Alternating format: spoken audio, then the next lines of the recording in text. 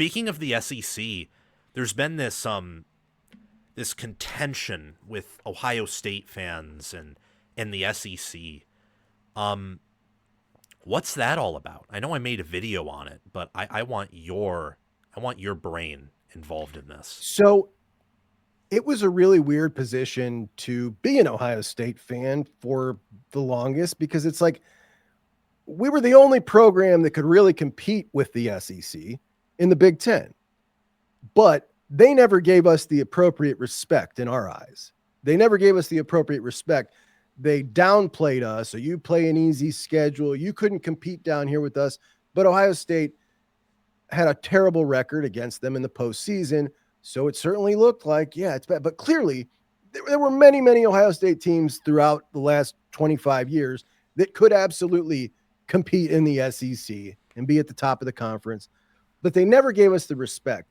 And it caused just this deep resentment of the SEC. Now, because we've seen the Big Ten level up, and honestly, it took me a while to feel any of it. I used to despise the rest of the Big Ten because during that period, nobody would level up their game and basically, fight back with us. It's like we could never say anything about it because it was true. You know, you could circle on the schedule. All right, we're going to win this game, this game, this game, this game. You got the game, you got Penn State, and you might have a tough out of conference. And that was it. Every other game was a straight up win, no competition, and it sucked. So I'm so happy that you look at next year's Ohio State schedule. It's awesome, bro. It is ridiculous. But now that the conference is leveled up, now you're seeing them kind of, the Big Ten fighting back a little bit. And it's the Ohio State fans who are like enjoying this the most. And it's strange to me. It's a strange dynamic because to me, it's like I almost feel resentment towards a lot of the Big Ten schools. So I don't pound my chest for them. Like it seemed to me like, remember when Cignetti came out and Cignetti decides that he's going to make his schedule out of conference even weaker by dropping Virginia off the schedule. And he comes out and takes his shot at the SEC, right? Yeah. I was ripping Cignetti on my show and had a bunch of Ohio State fans coming at me. And just because he took a shot at the SEC, I'm like, wait a minute. You're an Ohio State fan. Indiana's not on your team here. You've got to play against them. Your team doesn't schedule week out of conference, and you're defending this guy who plays in your conference, scheduling weaker out of conference than you to try and get an edge on you just because he took a shot at the SEC. That made you that happy. Like the resentment is deep, dude. It is so deep, but I got some of it, man. I got some of it too. I feel like I have the ability to also see that so much of that resentment comes from the fact that the rest of the Big Ten wouldn't get up on our level. They wouldn't even try. They didn't spend the money on football. They didn't invest.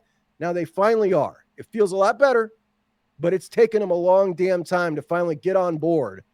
And what I really can't stand is now some of these fan bases that have really thumping their chest now and talking whack to us. Like, hold on, man. We've been the standard flag bearer of this conference when you guys wouldn't even put a dime into football. Now you're spending money. You want to talk tough. Get out of here. Yeah. I made a Twitter post saying that, the Big Ten is no longer Meyer or Tressel's Soviet Socialist Republic anymore. Because it was for a long time. It was Ohio State, and then occasionally you'd have a team that didn't have nearly the same talent punch above its weight. So Michigan State usually, or Wisconsin, or then Penn State in 16. Michigan was the first team, which honestly, because of Ohio State beating them, they responded and leveled up. And then Penn State saw that and said, yeah, it's my turn. And then USC and Oregon hiring Riley and Lanning wanted that too. And the Big Ten made the wise decision of acquiring them. So now you have this really top third of the conference that actively is searching for a title or being competitive. It's crazy. I mean, there's these SEC analysts or ESPN guys. I know you saw that clip, how they were saying, we wish we could show more Ohio State stuff, but we don't have the rights for it, so we can't talk about them. he actually said so. Certain meetings in dark rooms or something like that to make it. I mean, like it sounded kind of like, okay, yeah, but yeah, I saw it. Yeah, crazy stuff. And then last but not least, so Michigan, they're 6-2. They have 4 more games left, including the Ohio State game. How would you assess that team, and where would you peg its playoff chances? So I really thought that they would come into this game right where they're at with this record from the beginning of the year.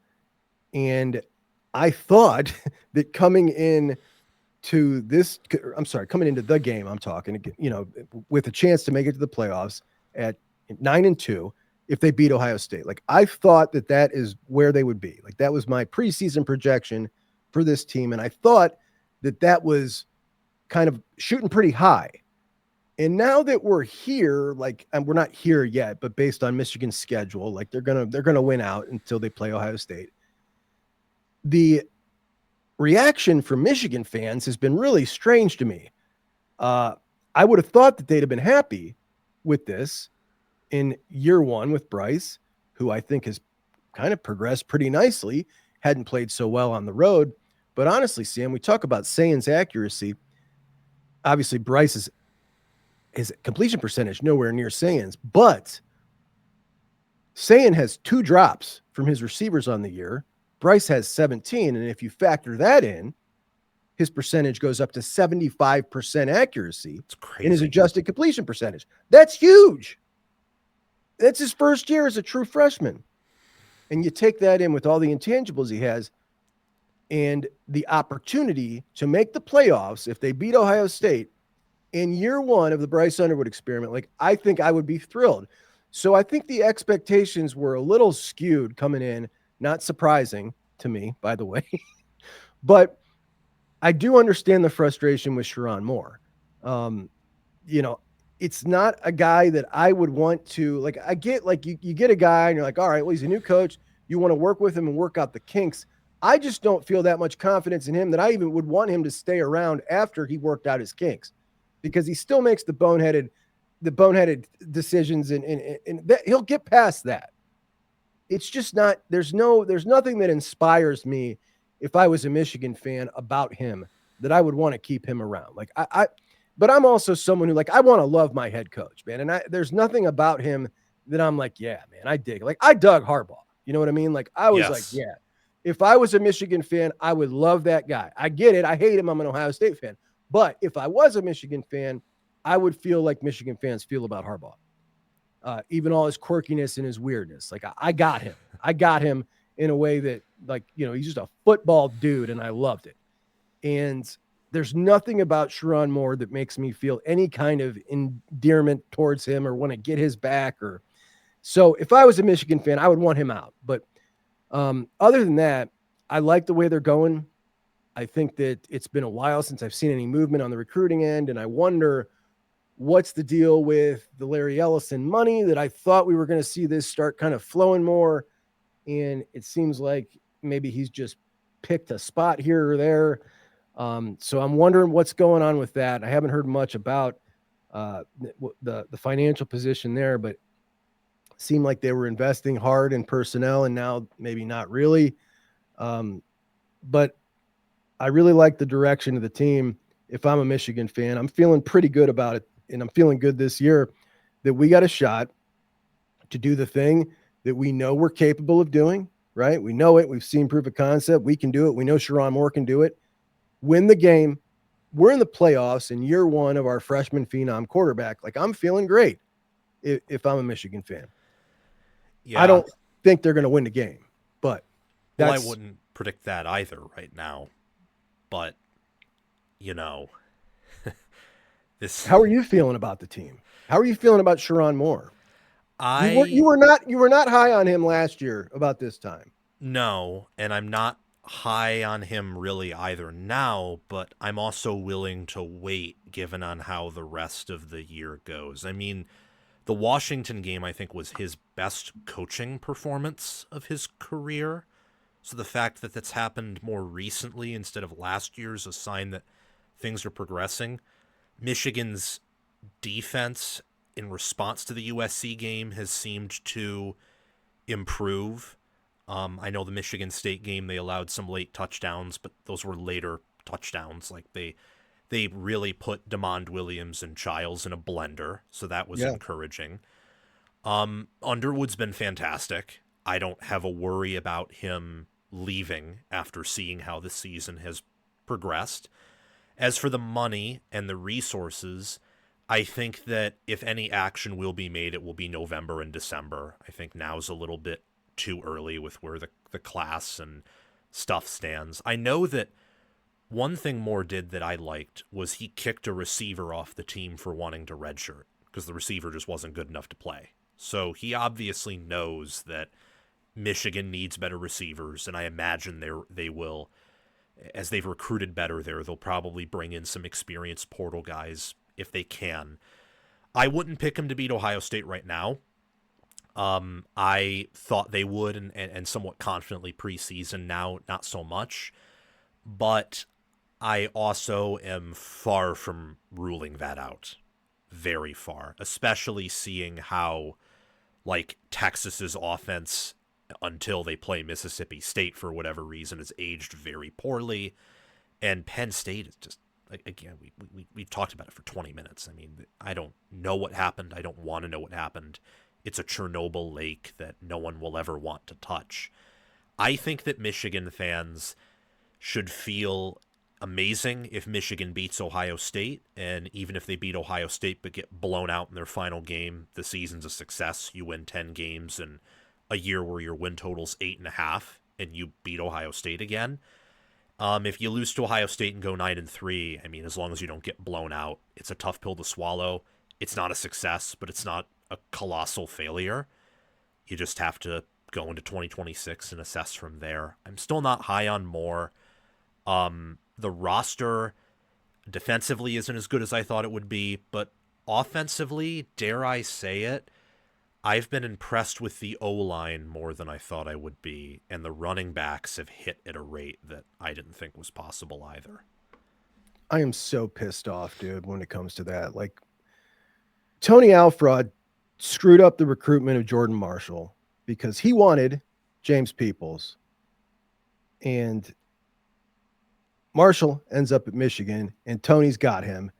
Ohio State ends up with James Peoples, and it's just like, I mean, it's just the guy was. I can't stand the guy, dude. It's just like everything he did, it was just always wrong.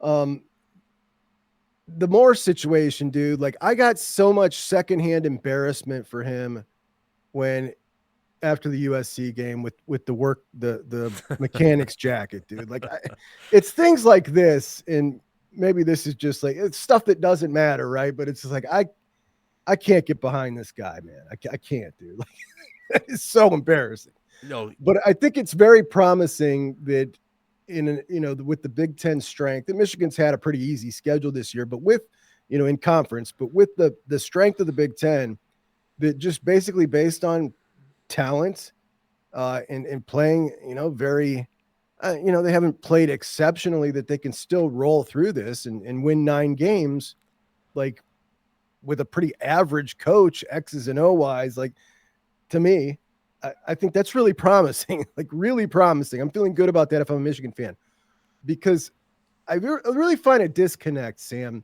in a lot of new era Michigan fans folks that haven't followed the program. I get the impression, not like for a long, long time, that they are under the impression that Michigan is like Ohio State in their standards and the results over time. And it's not the same. no. But they think it is. And like this team, like if I'm a Michigan fan, I'm very happy right now with this team. Yeah, I mean, you want to get to a point where they're a reload program. And with the way they're recruiting right now, if they keep bringing in those classes, maybe they could join that conversation. But right now, no. And I mean, there've been enough administrational issues and factionalism and the need to hire a certain type of person that has prevented the program from reaching levels that it probably could reach, which is unfortunate, but it is what it is. I mean, I think that the school up the road, like Michigan State, I think they might have some of those problems now. Like how they gave all this money and gave all this backing to Tucker, and they never, ever considered like backing Smith. I mean, Smith's not done a good job, but no coincidence that he's catastrophically failed and they're going to have to blow it all up and restart again. I hope that doesn't happen for Michigan. I think that the game will be an indicator of that because it's Michigan's really only big game at home. And much like USC and these other inconsistent teams, they play better at home than on the road. So that'll be huge, but that's several weeks away. What do you think about SC? I think that SC is a top 10 team when healthy, but they have absolutely no depth, and they don't play well on the road. So I think that they'll be good moving forward, and I think they're on the right trajectory with Riley, especially if they hold on to that class. But I mean, I don't think they're beating Oregon. I don't even think they're playing Oregon within like 3 scores. And I don't think no. I mean, I know Oregon hasn't played anybody like outside of Indiana who they lost to, but I mean, that Wisconsin game, while not good, they had no passing offense, and they eventually found a way to physically pound them playing in a hurricane. I don't think USC could do that. USC is, from a personnel standpoint, they are not where they want to be. And, I mean, whether it's Illinois or whether it's Purdue or whether it's Notre Dame, they can't run the ball on the road. They have to play Oregon on the road, and they're only 6.5-point favorites over a Nebraska team that is taking a bit of a fall off of where we all thought they would be. I'm surprised by that. Matt Rule, in my opinion, you get a potentially transformational quarterback in the program. You get a 5-star quarterback. Your job, if you're looking long-term success, is I need to make sure that this kid is a success so I can get another one. And that means I need to get him 2 things, weapons and an offensive line. And if I have to do that at the expense of defense, then that's just what it's got to be. So to have that, like, that's my line of thinking. Like, he's got to not just be successful here, but in the NFL as well. I mean, everything is about this 5-star quarterback. That's how I got to build this out. And he hasn't. To have this offensive line is unconscionable to me. It's unconscionable. If you had to sacrifice on defense, whatever you got to do, if it's an offensive team, if it's unbalanced, whatever, it's about the success of this quarterback so that I can go get the next one.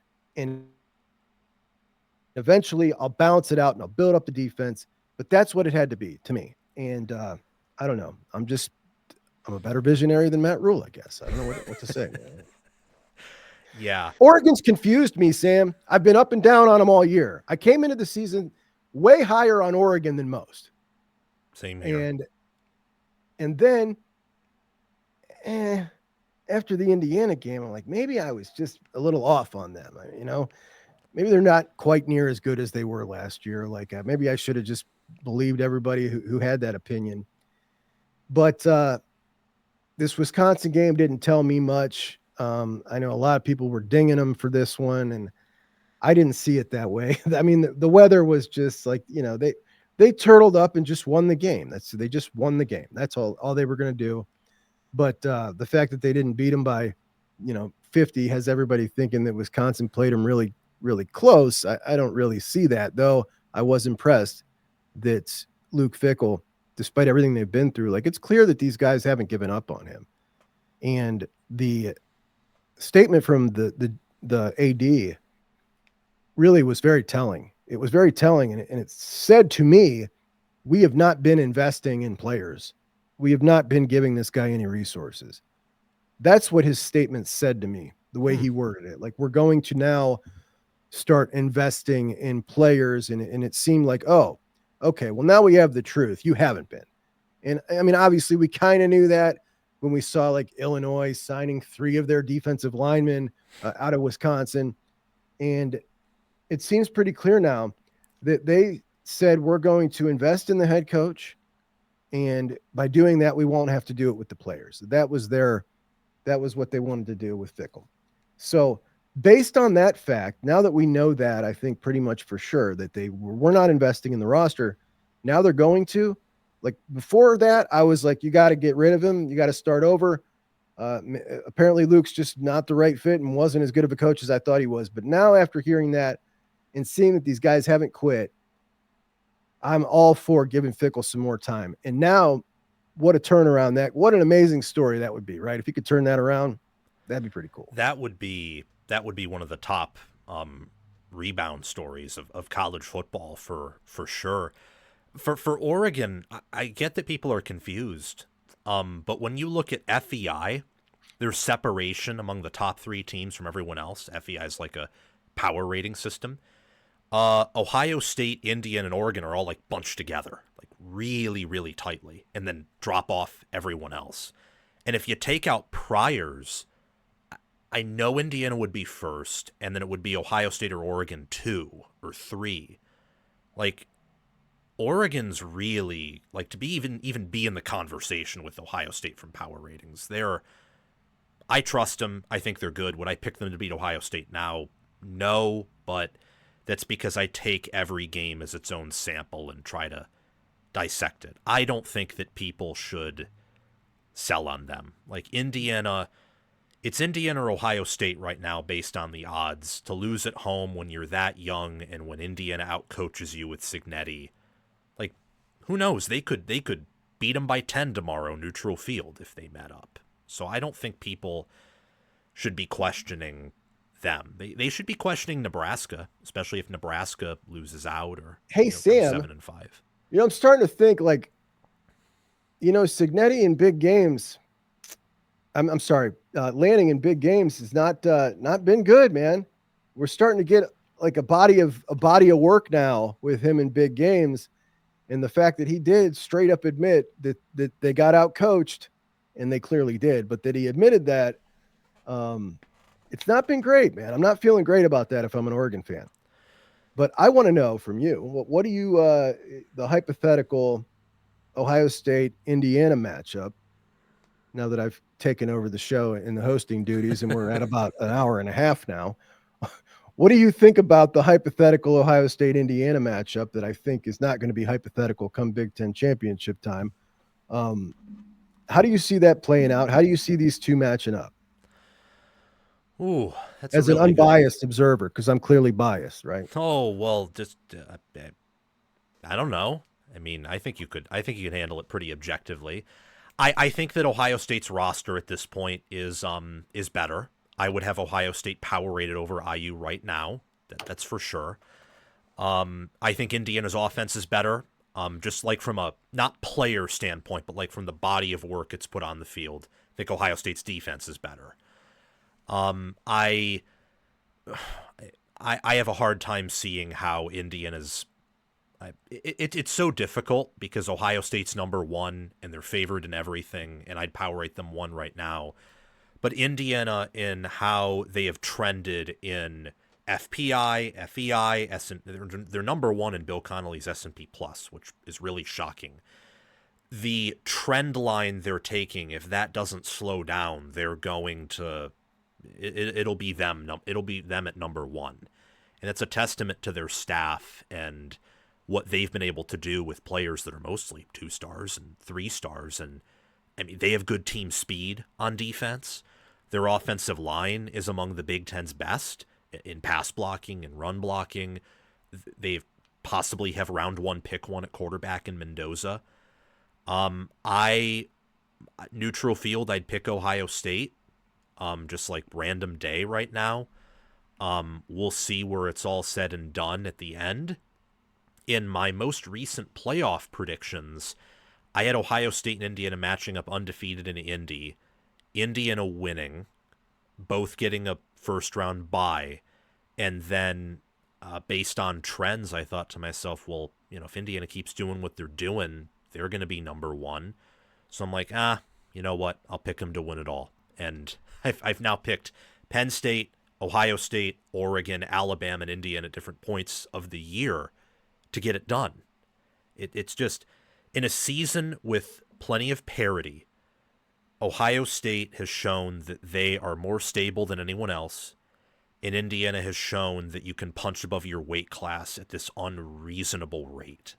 So for them to meet up would be pretty incredible, and I don't think you could go wrong with the pick. I think that Ohio State matches up better with Indiana than a lot of other teams because Sayan's accurate enough with those receivers to splice apart zone. But I also believe that Indiana's run defense and run offense combined is probably better than Ohio State's there, and with that staff, they could probably find a way to stay in that game or maybe even do a little bit of what they did to Oregon.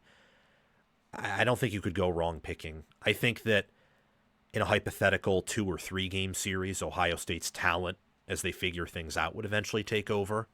At that point, Indiana just doesn't stand a chance. But I don't know anymore. I mean, the way that they're trending, you should look at where they started in FPI, in S&P Plus, and FEI, and where they are now. If they keep this up, I mean, no one has that same rise and run that they do. It's crazy. It's incredible. And just looking at them, taking Ohio State out of the equation, just looking at them, it's so impressive. It's so impressive.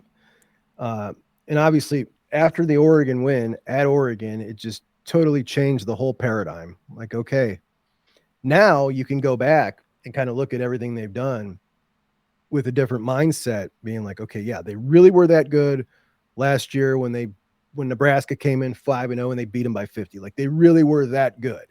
And you can just kind of go back. But when we talk about the metrics now, the way that Day has coached the team this year, I don't think has helped the metrics, right? No, not particularly.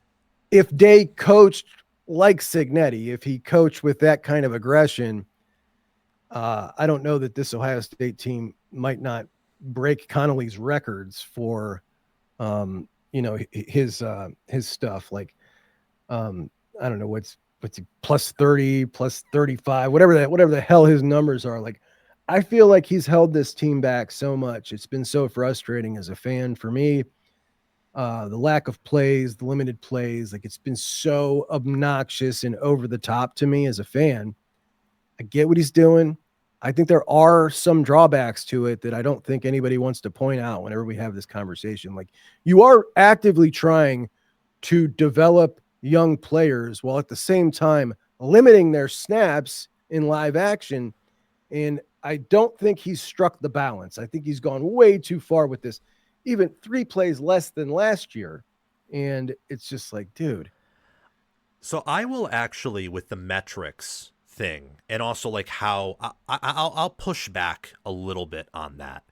So they beat Wisconsin 34-0, and they shot up a good amount in like FPI, for example, because the defense is that good, and these metrics account for tempo. Most of them do.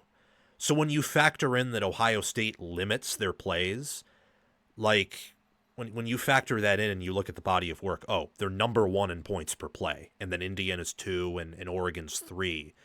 You can still pick up on the fact that this team is really good and they should be favored to win it all right now. The snap count thing, it is inviting a team that finds a crack in your system to exploit it, and then you no longer can out-tempo them and expose your talent matchup, and you're keeping them in the game. But at the same time, like, this is what Michigan did in 23. It's what Ohio State did last year.